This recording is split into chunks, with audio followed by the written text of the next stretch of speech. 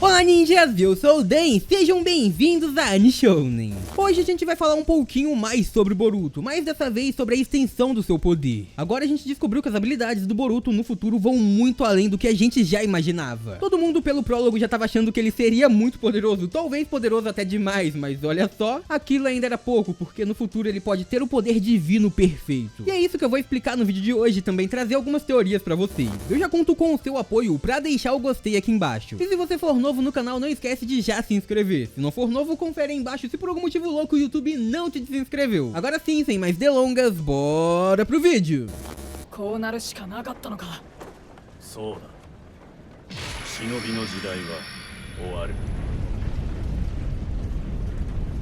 Galera, então, há um bom tempo o jovem Borutinho já tá mostrando alguns poderes anormais. A cada dia que passa ele vai se tornando cada vez mais poderoso. E não só isso, desde sempre ele já foi um gênio. O garoto é preguiçoso, mas a gente tem que admitir que ele é muito habilidoso. Ele já tem domínio em jutsus de diferentes transformações de natureza, ele aprende as coisas muito rápido, ele é muito bom em estratégias e coisas assim. Só que por boa parte de sua vida ele não tinha interesse nenhum em ser um ninja. Não só isso também, como ele não dava muito valor pras coisas que o Naruto fazia. Eu vou explicar pra vocês tudo o que tá acontecendo agora, tudo o que tá rolando no anime, pra gente poder ligar tudo ao mangá. Afinal, pra quem não sabe, a animação, a história do anime de Boruto, por mais que pareça que não está completamente ligada ao mangá. E eu vou explicar pra vocês esse conceito aqui e agora. Galera, eu acho que essa vocês podem usar como uma explicação definitiva pra ligação entre o anime e o mangá de Boruto. Muita gente acha que o anime é puro filler ou coisas desse tipo, mas não. Na verdade, o anime de Boruto é um prequel, ou melhor, uma pré-sequência. Basicamente, como o próprio nome dá pra entender, é uma pré, ou seja, vem antes. Por mais que o anime e o mangá tenham começado com aquela mesma sequência, com a luta do Boruto contra o Kawaki, eles se ambientaram em tempos completamente diferentes. Na verdade, foram o mesmo universo, só que em momentos diferentes. O anime de Boruto se passa algum tempo antes dos acontecimentos do mangá, isso já ficou bem claro pra todo mundo. Mas o que tá ocorrendo no anime tem ligação total com o que tá acontecendo no mangá, então basicamente a gente pode usar a maioria dos fatos do anime pra teorizar o futuro do mangá também. Isso porque se ambienta no mesmo universo, na mesma linha temporal, só que se passa em alguns tempos diferentes. Basicamente, isso acaba ficando bem claro com o Exame Chunin. A gente acompanhou bem rapidamente isso acontecendo no mangá, só que no anime teve bastante histórias antes e depois teve bastante história depois. Mas esse exame nos mostrou que eles estavam completamente ligados, tanto o anime quanto o mangá. Tirando pelo fato do Urashiki que só apareceu no anime, mais bem, eu acredito que ele vai ser inserido no mangá também. Isso se não decidirem acabar com ele pra assim fazer a ligação da história e basicamente desligar o personagem. Isso também pode ser feito, tanto faz, mas a gente vai seguir a partir de agora. Nesse momento você já tem total noção que o anime e o mangá se passam no mesmo universo, então o Jogan do anime que tá sendo bem retratado no anime é o mesmo Jogan que a gente viu no mangá, que a gente viu naquele prólogo, é a mesma habilidade. E eu tô explicando tudo isso pra você porque é muito importante alguns acontecimentos, algumas falas de um Otsutsuki no anime pra descrever o que pode acontecer no mangá. E eu tô falando de Toneri Otsutsuki.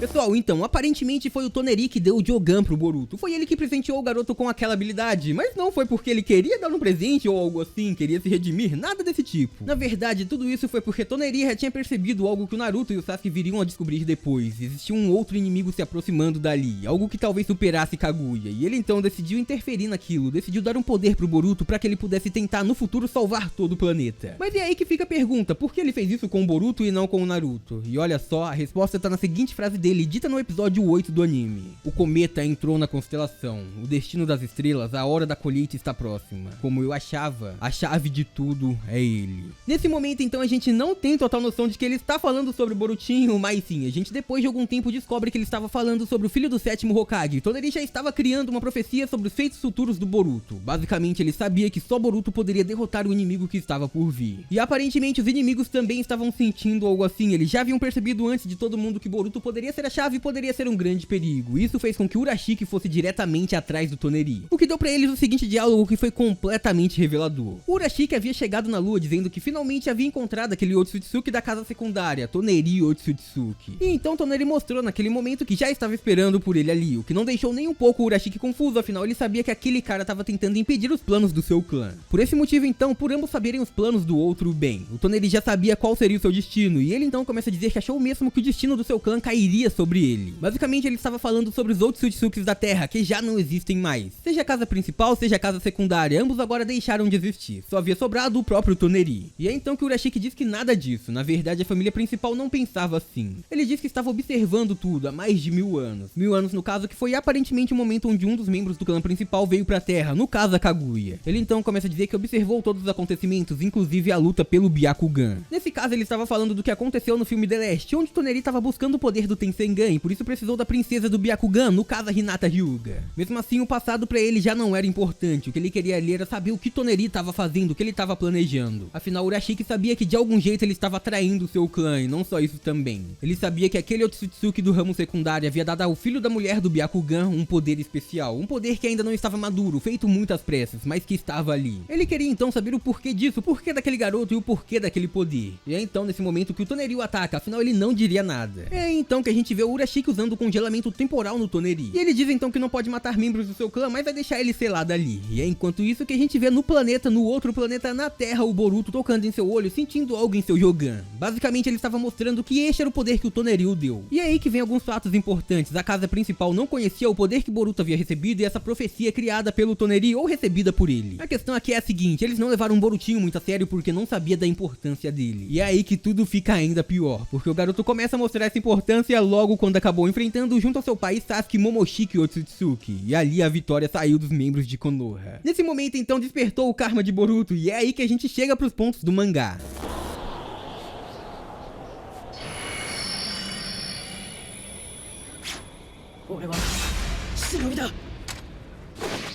Atualmente, graças ao mangá do Boruto, a gente sabe que o karma é um selo amaldiçoado obtido por quem derrota um Otsutsuki ou, bem, quem recebe certos experimentos. Basicamente, ninguém no mundo ninja conhece esse selo, conhece o karma e sabe como lidar com ele. Mas existe um grupo de pessoas que conhece isso muito bem, a organização criminosa Kara, que hoje a gente sabe que é liderada por Jigen, que na verdade é apenas um receptáculo de Ishiki Otsutsuki. Como a gente viu na conversa do Toneri e do Urashiki, o Urashiki mesmo disse que vários outros Otsutsukis estavam ali. E o Jigen, na verdade, o Ishiki pode ter sido um deles que veio junto. Afinal, ele provavelmente era do ramo principal e não só isso, estava acima de Momoshiki, Urashiki e também de Kaguya. A gente começa a achar isso porque o Sasuke, quando entrou no esconderijo do Jigen naquela dimensão, bem, conseguiu enxergar forma de Otsutsukis, hologramas ali. A gente viu a Kaguya, depois disso vemos Momoshiki e Kinshiki e também vimos ali o Jigen, acima de todo mundo. Foi graças a isso que todo mundo começou a acreditar que ele era o Otsutsuki mais poderoso, mas bem, ele tinha alguns motivos ocultos escondidos ali. Aparentemente o Jigen não é um receptáculo forte o bastante pra esse tal de Ishiki, então ele precisa de um outro receptáculo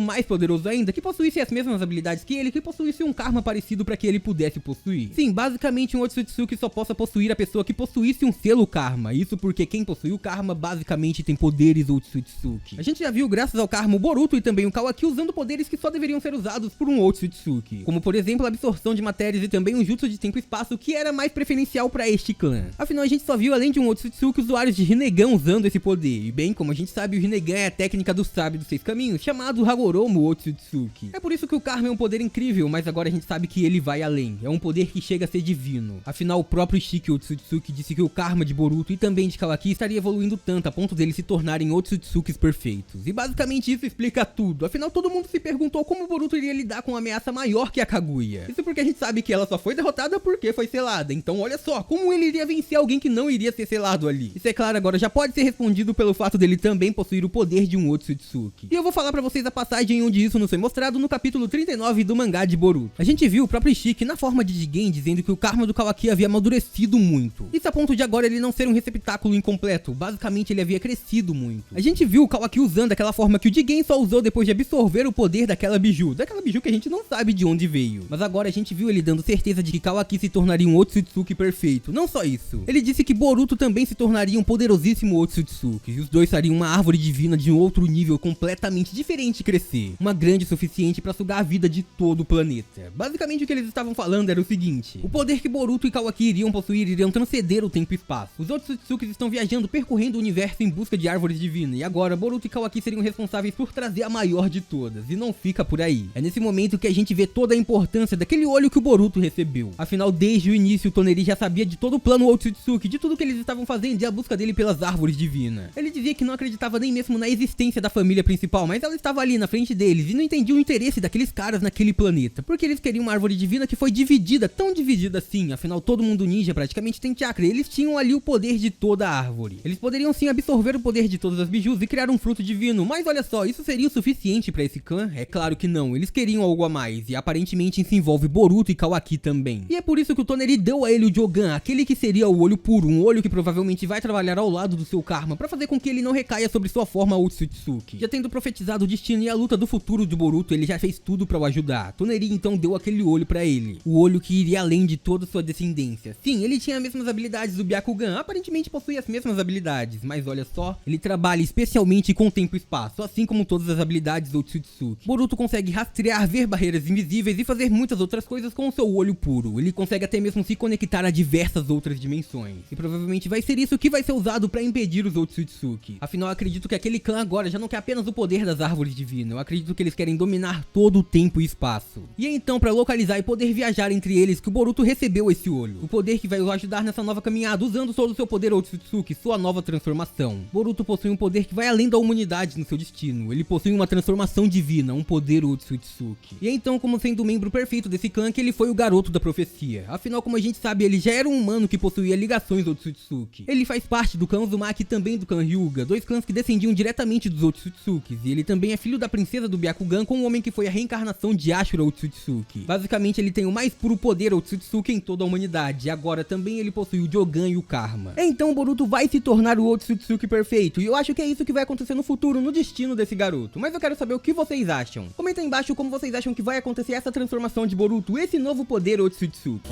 E por hoje é isso, muito obrigado por terem assistido até aqui, eu espero muito de coração que todo mundo tenha curtido o vídeo de hoje. Eu conto em ver todos vocês no próximo vídeo, até lá um grande abraço e tchau!